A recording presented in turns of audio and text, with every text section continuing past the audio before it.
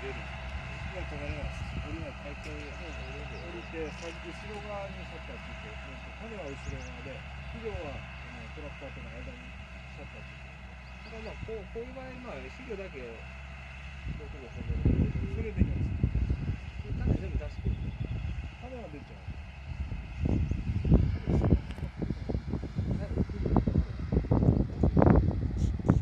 それだったらまずいですけど。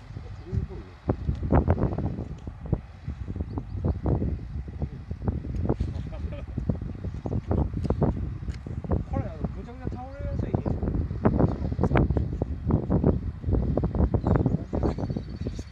ダメだ。これは困る。ああ、そういうのあんまり。もうバークで見せてしまう。どうします。そう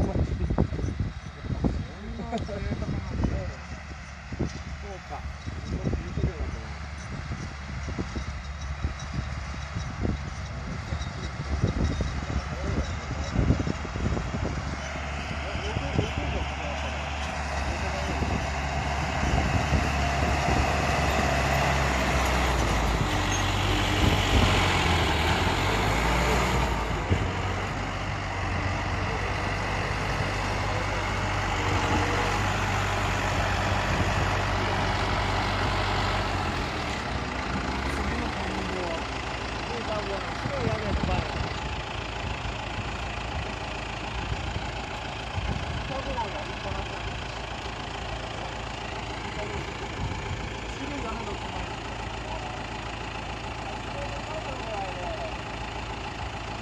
斜め。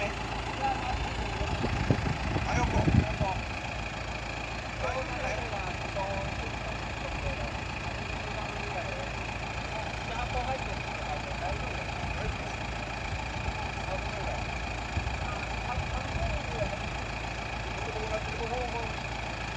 かなり大きいよね。どのぐらい面積ちっちゃいでしょ。踏む。あ